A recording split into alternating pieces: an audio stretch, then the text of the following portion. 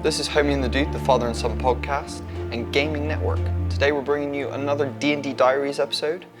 Last week we talked about the importance of a session zero and communicating with your players. And this week we are talking about our arena battle that we had.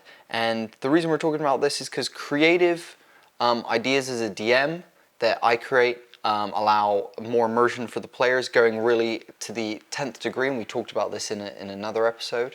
And also creative ideas from the players really enhances the game as well. So as always, structures, we'll talk a little bit about our session, then we'll talk a little bit about what we learned and give you guys some advice so you can learn a little bit as well. So getting into it, after our players spoke to the Pirate King Zodiac, he told them that they could either fight for their freedom, willingly become slaves to the Imperials, be sold to the Imperials as slaves, or they could fight, and if they fought and succeeded, they were allowed to walk free. The team debated for not very long at all, and they chose that they were to fight. So the Pirate King decided to play an evil trick on them. He placed them in a holding cell, and the holding cell was pretty unprotected. They had a very dumb guard outside the cell who actually walked away from the cell and left them completely alone. Across from the cell was a set of keys for them and a small little puzzle that they needed solved to get out of the cell. As a DM, I wanted to give them the illusion that they could escape. So the players thought they had escaped the cell. They were there was one hallway that led to the cell and there was a door at the end. I knew at the end of that door was the massive arena that they were about to fight in. However, they didn't, so the players tried their best to come up with plans of how they were going to escape this island, basically.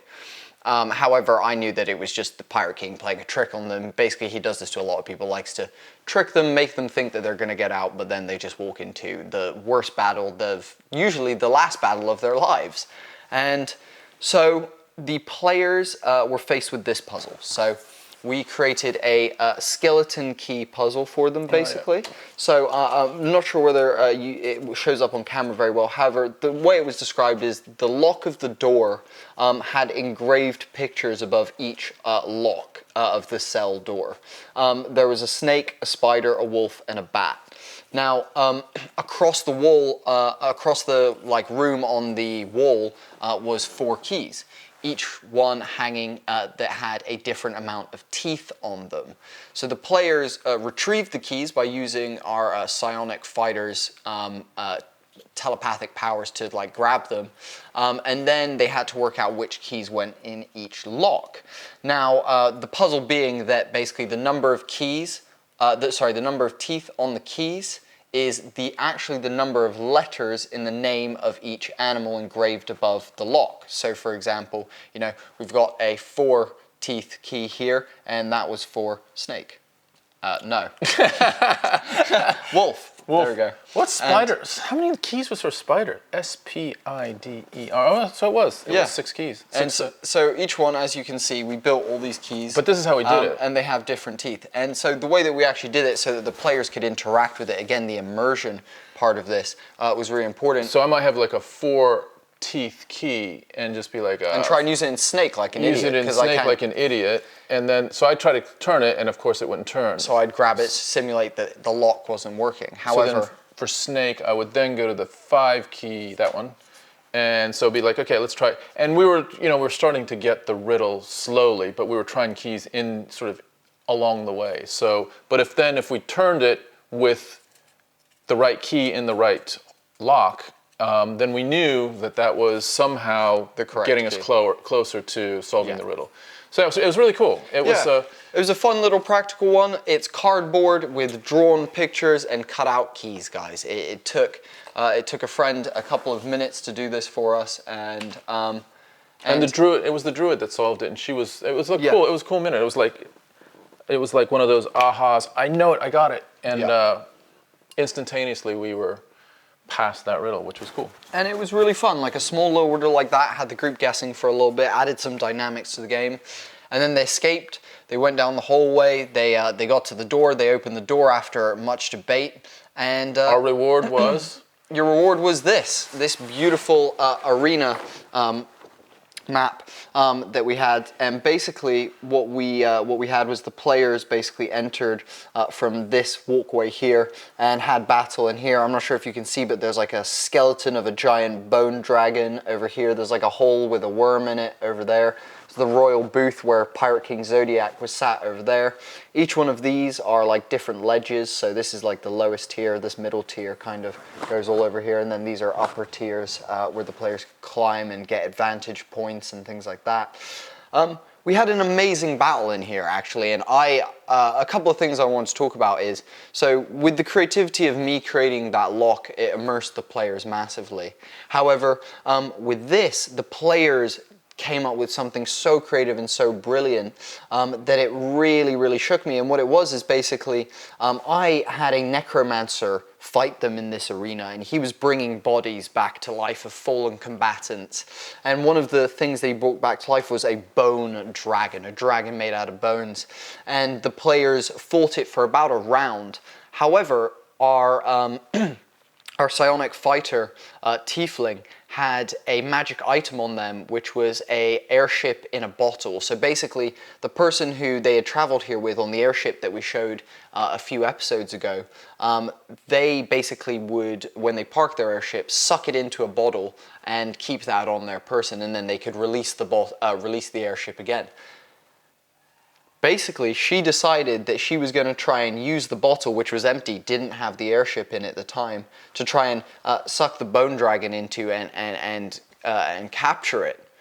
She succeeded on her roll very well. It was a very high roll, and I couldn't deny her the creativity, and it ended up cutting the battle short. We all lost our minds. It was awesome though. All of us at the table loved it. It was a great moment. It was one of my favorite moments. It was so creative. It was so left field. Like she was just looking through her items, saw it, and like decided that she was going to use that. And it was just really clever in the moment thinking. And I think as a DM, it was one of my proudest moments of my players in of that I put this really big battle in front of them. There was zombies spawning like each round. The necromancer was like hiding and spawning more zombies and stuff and skeletons. And then they had this giant thing to fight in.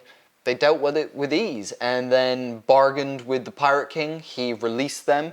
And well, there's like, I mean, there is the issue of we do have a bone dragon that at some point we're gonna trapped. Yeah, we're gonna have to deal with at some point. Yeah, that's the thing is now the players have this dragon trapped in this bottle that they'll have to deal with. Bottle. Yeah, if they want to put their airship back in the bottle, they're gonna have to get a dragon out, which again adds for fun side story. So the point of this episode, guys, and the thing to learn is going that extra mile by creating a puzzle.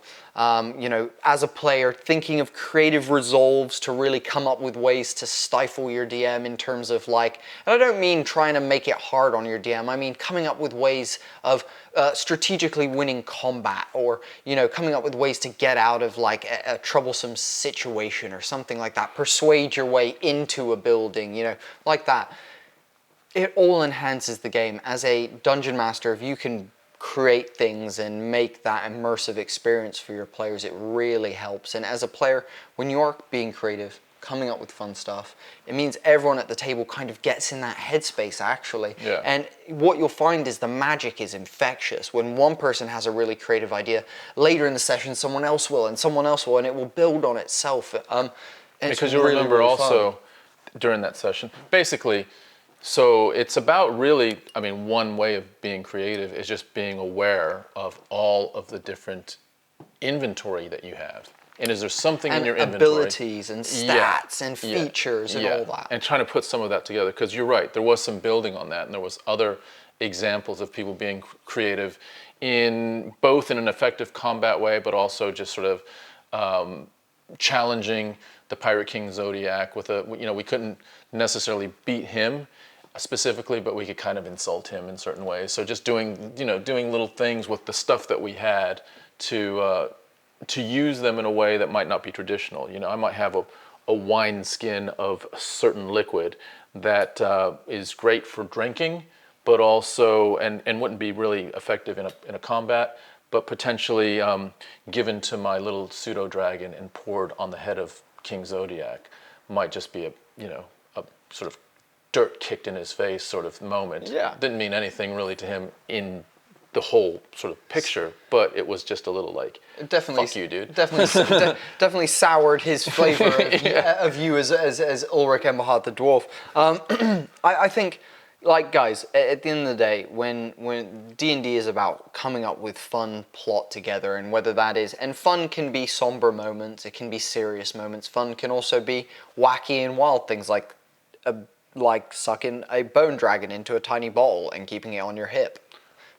Wildness, you know, and that's what it's all about, guys. That's what we love about Dungeons and Dragons. So this episode is us trying to tell you, be creative, have fun. As a dungeon master, take that extra step. It will make it more fun for you in the moment when you're, you know, if you're doing it in person, like for us, when your characters are standing up and trying keys and getting into it, you know, It is really fun. It does make it this really enriching experience.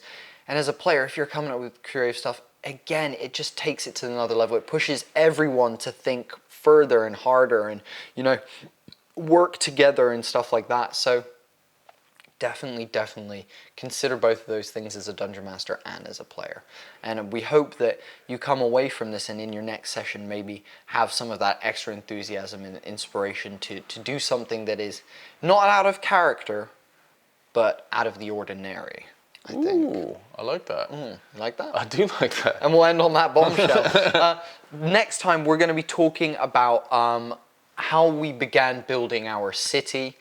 Because during all this time, while we've been running the Battle Royale that we talked about a few episodes ago, and while we had the Pirate Ambush and this moment with Zodiac and now this arena battle, during all that, we were building this city that we've talked about throughout this series. And we're ready to finally tell you how we kind of built the city and what's going on there, because our players from here left this pirate island and proceeded to the city. So we're really excited to tell you a little bit about the People's Republic, the Thirsty City, in our next episode. Thanks for joining us, guys, for D&D Diaries today. This has been Hermie and the Dude, the Father and Son podcast and gaming network. See you in the next one. Thanks, guys.